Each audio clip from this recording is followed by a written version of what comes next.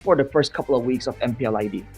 All right, so ladies and gentlemen, we are in for the game. Game number 1 between Influence Rage versus Bigatron Alpha, with Influence Rage getting themselves first pick, first ban. And throughout the board, we are already looking at the 3 bans that is already out there. Kalia has been leaked out though, and it kind of seems as though that has been a trend with Kalia not that big of a priority. But at least when it comes down to picks, I would love to see that. But Influence Rage actually have decided to go for a Lore E first, and that is a great testament based on how they generally play. They are a very good macro-based team that love to zone other teams away from objectives, and Lore E just fits the bill.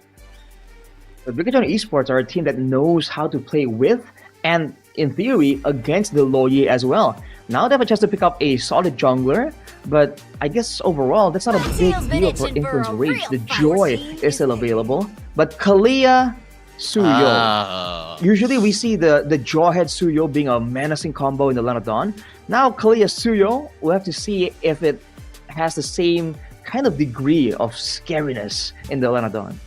I would definitely say yes. Whenever I'm looking at the Kalia, especially the first series, Kalia was picked twice, and that was absolutely dominating performance that we've seen from, I mean, right off the bat, right? In the first game of the day, first series of the day, just Kalia just popping off. And even when it comes down to being commented about it by King Kong, he's like, yeah, this hero absolutely busted. So, well, I would like to see exactly how Bigatron Alpha pilot this though onto light, but there is also though a possibility that a Kalia might go to EXP, although we haven't really quite seen that yet, right?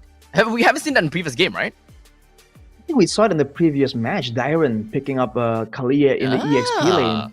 They use it to kind of trick for a Lucas jungle, I believe. Damn. So there are options here for sure, but for Influence Rage, the Paquito into the Kalia. What do you think about this abstract? Because I think LaFell is very vocal. He feels that the Cho is somewhat countered by this Kalia, and yet teams have been taking it into the Kalia. Yeah. So at least for the very first series, that is exactly what we saw. When you are untouchable as a Kalia, whenever you are on your second skill, you are not afraid of anything at all. And in fact, there has been a couple of instances whereby the Kalia actually managed to defend his own team by just crowd controlling onto the Cho right as he full committed, and that has been quite detrimental to the team's initiation factors. As such, I would love to be able to see that happening again, because that was piloted to the best of the performance. We're looking at Influence Rage, they banned out both Harith and the Granger, and now they did not pick up a gold laner, and they're banning the Moskov. So they're shaving down all of the usual gold lane options. Makes you kind of think about what exactly do they have planned here. Because banning away M1's heroes is one thing, but when Bigatron Esports are the one to actually pick first, I get the feeling that Influence Rage are setting up for something cheesy, something that isn't really expected in the gold lane. We'll have to wait and see though. I mean, right now, the Cho and the Hayabusa against the Kalia, it's gonna be a bit difficult. But considering that Bigatron Esports have a Hilda in the EXP lane and not someone with crowd control, there's less to worry about if you're an assassin, if you're a roamer trying to make a play. And Luke isn't really well known to play these aggressive, damage-heavy heroes like the Hilda. He wants usually to play a lot more of the setups, the initiators, to work together with the roamer, in this case, Light. But just like that, the ban's gone through, Beatrix, and now Bruno picked up by Bigatron Esports. What was the answer that Influence Rage wanted? So at this point in time, they have very good wave clear in the middle lane. So if they do want to play anything such as trying to get themselves massive amount of lane dominance in the top, in the gold or the EXP, then at least they will be able to freeze lanes against Bigatron Alpha, which is something that they would very possibly do because they are much more of a macro team than more of a micro team. So as much as possible, if they are able to clear out waves in middle lane, take control in the river, and be really adaptable as to where Bigatron Alpha is going, I think that there will be a lot of problems for both Suyo as well as Kalia to put down any form of aggression As such, giving an answer onto a Badang into the Hilda, I kind of like that. But when it comes down to the Claude, it's definitely going to have a little bit of difficulty in getting that dominance. But regardless, at least there is a Hayabusa, Cho, as well as Loi. They can, however, put quite a bit of garrison down in the gold lane. Now for Bigatron, seeing all this mobility, do they want to get something that has mobility himself? Like Moreno can play a mean Valentina. They are, and it's a great option to take away or match the diversion from the low Yi. Because esports have options, but I feel like Influence Rage are setting up more for the macro play, right? The diversion along with the Claude mobility, the better mirror image, but that's a Lunox here. So they're just going full damage. They're just trying to follow Ophel's advice and get burst damage to combo with the Kalia. Yeah, so this is more about whoever is able to burst that one person down first. And at this point in time, I think that is generally fair. Influence Rage themselves want to play a bit of pick-off, considering the fact that they do have a Cho within their ranks as well. But when it comes down to single target, both, if we are to compare both teams, it's understandable that Bigatron Alpha have got that edge. So if they want to go for it, they gotta have to go all in, be very committal. This is not a team that has got great high ground capabilities, but if they were to try to play around the Tsunami Slab, then they're definitely gonna be banking everything in. I feel like that's a great point, but at the same time, I feel like Luke is the one that has a lot of things riding on his shoulders, man. He needs to disrupt the Hayabusa, he needs to zone away the backline if possible. But ladies and gentlemen, we're going straight into it. Game number 1 between Bigatron Alpha and Influence Rage. So right off the bat, we are going to be looking at both of the junglers that's starting out at the purple buff. So understandably, we do have got Influence Rage that wants to be a little bit more aggressive and put more garrison down to the gold lane, considering the fact that the Claude would have a little bit more problem dealing with the Bruno. While on the other hand, they're not too afraid of their Badang losing to a Hilda, although a Hilda is pretty darn aggressive with all those proxies already. Yes, man. Luke immediately going for the cuts, trying to take advantage of that sustain. Annabelle actually nearby, and Influence Rage understand that, trying to match it on their own. But Bigatron has the better early game so far, and Influence Rage are unable to use that low yield to really get so much cryo. Yeah, so I'm just looking out for wave clears from Influence Rage, but with the fact that the Hilda herself has been putting so much pressure up in the EXP lane, and Influence Rage is not remotely doing anything about it, I think that is quite a concern. They are giving a free run for Bigatron Alpha to take over the entire northern area of Land of Dawn. Yeah, the player emblems here as well. Inspire for both the Badang and the Low Yi. So both of them looking for a bit more mana, more spam mobility. They definitely need it, looking at the wave control dueling happening here. But Bigatron seems to be up to something. See if they can actually set up for Light, because he's not level 4 just yet.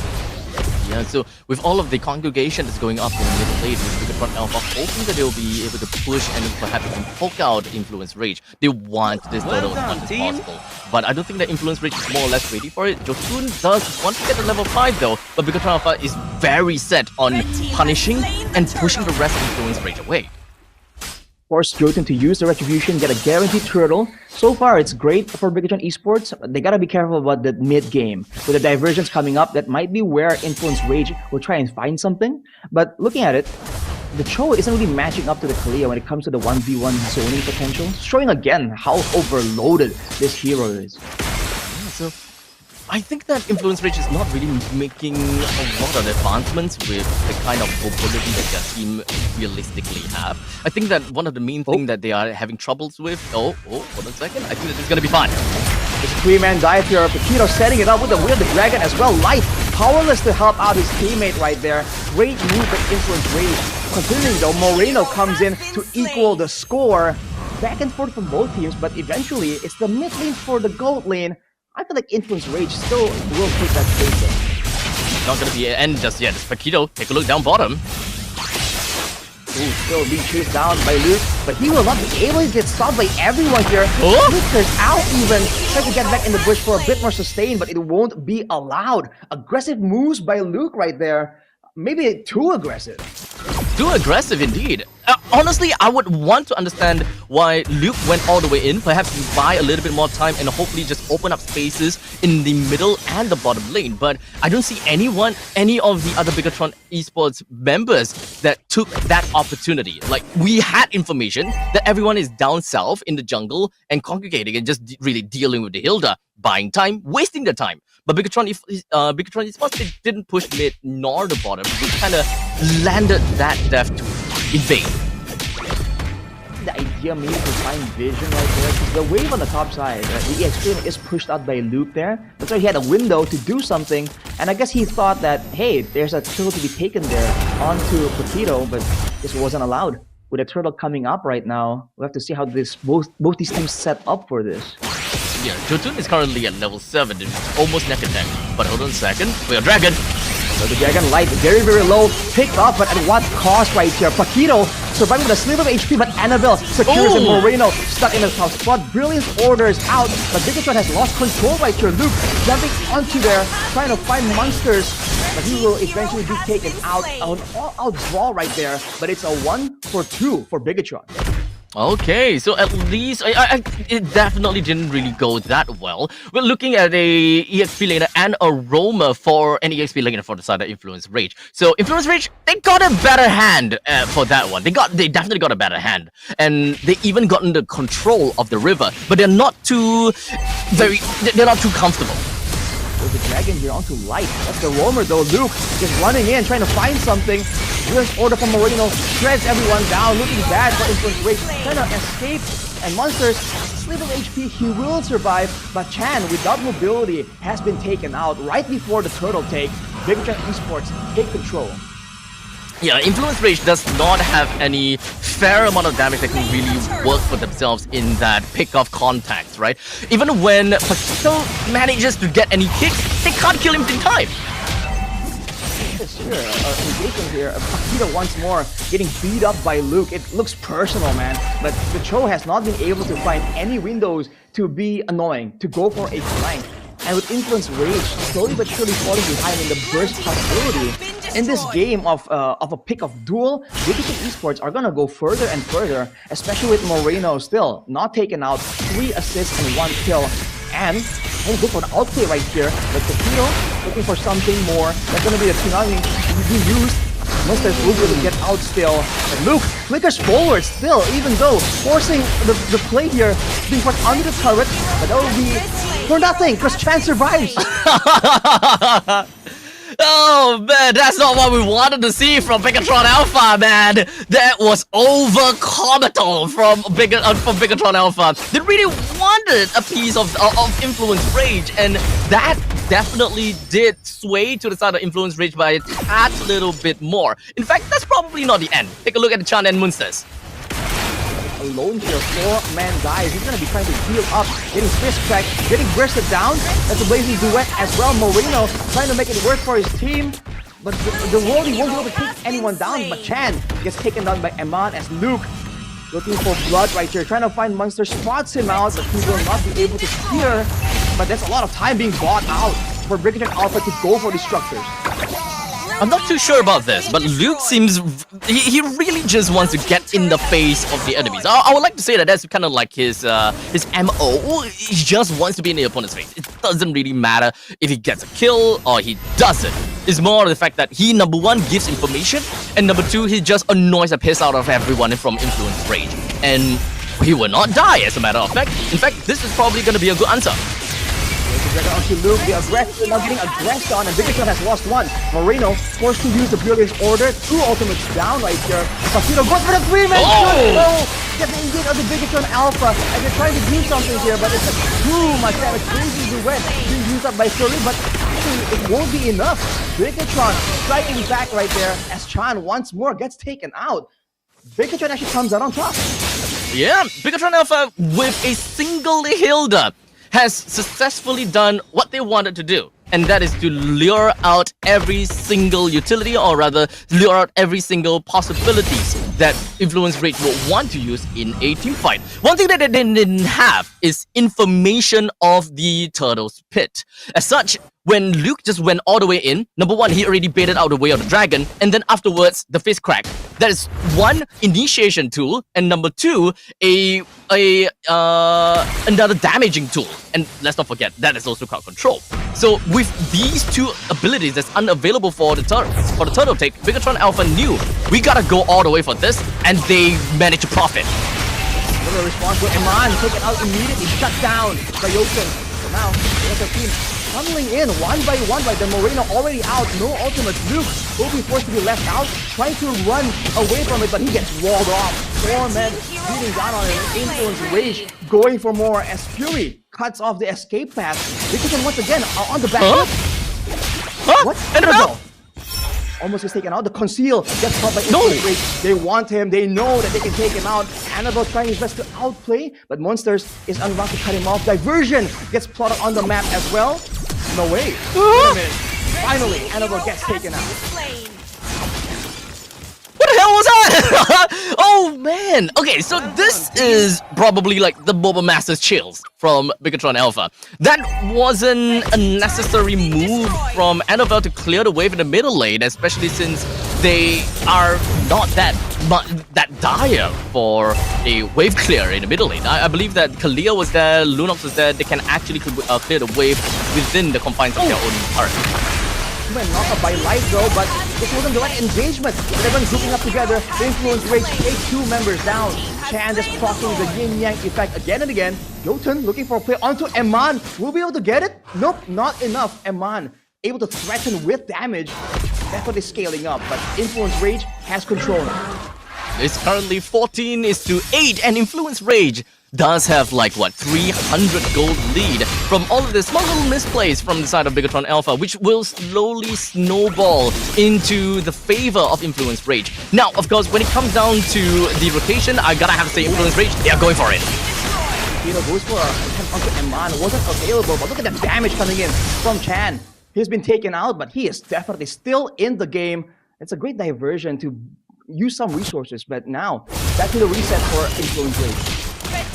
The Baby Lord, all you gotta do is just bring down every single one of the T2 turrets, and you are pretty much done with the Baby Lord. You don't need anything else aside from that.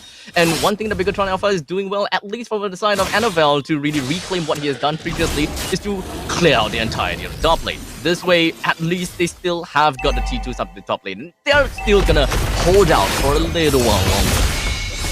The diversion used to try and punish Annabelle once more. So Influence Rage, you can tell that they have their eyes on specific members of Bigatron Esports. For now though, Bigatron, you do wonder what's the idea here. They're just trying to scale into the late game, look for that big moment with Kalia, but slowly but surely their damage is gonna kind of scale off almost. And the Claude from Fury, 3-0-4, definitely doing well right now. A lot of gold, a lot of damage as well in these teamfights. Yeah, I mean, it's an early game EXP laner, it's a very early game gold laner as well. He does have a pretty good damage in the later stages, but when it comes down to damage ceiling, it is fair to say that the Claude definitely surpasses all of that. The amount of AoE that Influence Rage has is absolutely dominating, so the moment that Bigatron Alpha kind of falls into that trap, then Influence Rage will not hold any bars, and they would just go straight in. But the question is, what are the abilities that they would want to use whenever they find that way to dragon? Is it solely just from the Ogi Shadow Kill to single target knock down one person, or would they also work to the fist crack, which is something that we saw previously did not work well for future objective takes? Well, Monsters isn't really building in a damagey fashion. Even the Winter Crown right here, he's in here to go for a big moment, a big setup, and that's it, right? His job is done. The bulk of the damage, whether it's AoE or burst, actually still comes from Fury at this point, right? And Chan as well. But I feel like at this point, Chan is being used as a bit more of a utility tool to stop Bigatron Esports from going together in the midst of a big fight. Whereas Fury is the one that's going to be hitting, shredding anyone that gets Way of the Dragon down, and then later on go for a big blazing duet afterwards. But they have sent That's fair. Jotun with a diversion on the bottom side, and Megatron, they know it. They go for the big play, they go for the engage, but now it's getting turned around. Yin Yang effect landing on multiple members as Monsters gets out almost with his life. That's the barrel mirror image going in. That's the blazing duet, and that's the shadow kill as well. Bigatron Esports falling one by one, only for Monsters. Oh, this is not good at all. Now that Influence Rage have got the priority onto the Lord, they have Fury, they have Jotun. Even though the Jotun no longer has got a retribution, that's not something that Bigatron Alpha knows about. So they're just gonna go straight away. Hold a second. What was that diversion? Eman far away from home, getting chased down, cut off with the diversion. Paquito goes in, picks him back. His team won't be able to save him. Moreno walks away, but hang on a second. Eman gets out with his life there. Influence Rage unable to seal the deal, but Fury comes back in. Finally, but it's enough damage. He gets punished instead. Shut down for Moreno. Oh my goodness! For 1 second, that diversion feels like, oh damn, this is genius. And then shortly after, it's just like, oh damn, this is greedy. You've already gotten the Lord for yourself, and your baby Lord has already gotten you the two T1, two T2 turrets. So the upcoming Lord is just gonna buy. You can just bide your time, wait for the Lord to eventually push in, and get yourself T3s. But unfortunately, Influence Rage wants to end the game right there and then by wiping out the entirety of Bigatron Alpha, only for them to fall flat onto the ground. You see it before, a big diversion into the end of the game. I guess Influencer Rage saw the possibility. Let's look at this replay right there, where honestly I thought that Eman was gonna get taken out no matter what. But Fury was walking slow, man. He is slowly making his way. And Eman, even in here, he was literally looking at the Grim Reaper twice within that short moment. But he managed to still hang tight, and Light came in clutch and took down Fury. That's the last thing. That's not how you want to go, Fury. That's not the way to go. Eman just stared him down and outplayed with the win of nature there. That is what allowed him to kind of buy time against Fury. And afterwards, I feel like for both teams, right? Earlier for Luke, and then now for Fury as well. It just seems to be a tendency for both teams to overextend, overcommit to a situation. And I feel like for Influence Rage in particular, it's going to be a bit more damaging for them because they do have the tools to go for the quote-unquote the smarter play, the sneakier play, using that diversion. Indeed. So it's the element of surprise that we would want to see from the Influence Rage, and shortly after that, what is going to be the follow-up? You gotta have to, you have two ways, right? You go for the fifth crack and just hold everyone else down while your Lord just goes absolutely ham, followed by the Blazing Duet. That is the dream play. That is the dream play. But in most situations, you would always want to open with the Cho. And understandably, this goes back again to the Cho versus Kalia matchup. When do we see the Kalia actually cancelling out the Cho? That is something that still haven't exactly shown too obviously yet. In the first series of today's games, that was a lot more obvious. So Bigatron Alpha would probably want to look for that kind of opportunity and kind of play into Paquito's head. And this might actually be that game that we're going to be looking out for, because this is probably going to be the make it or break it game. Ooh, Tsunami used though. That's going to be a team and knockout. The Fury just decimates everyone with the Blazing Duet. No, Bigatron Alpha way too low. Moreno caught in the midst of three members. Can he turn it around? Fury a bit too low. He will survive. That's going to be Annabelle left alone along with Eman. Damage is available, but with no frontliners, Influence Rage take control of the neutral objective. I guess this just boils down to the lack of control. We did talk about Bigatron Alpha wanted to bank it all the way in for all damage base, right? They have everyone to go for damage when it comes down to the Hilda. We've got Suyo, Lunox as well as, well, Luna. But when it comes to crowd control, what do we have got from that point onwards? Because Influence Rage, yes, they were the one that got engaged on by an amazing suplex from Light, but shortly afterwards, that is where the ants just lost their tracker. They can't find the sugar anymore, and they're just scrambling all across the place. That's what happened to Bigatron Alpha. They got the kill that they wanted, and then shortly afterwards, yeah, what do we do now? I've got 1% here, we're on disarray. So Influence Rage took that opportunity. They brought everyone else down, and then the Lord's ready for them.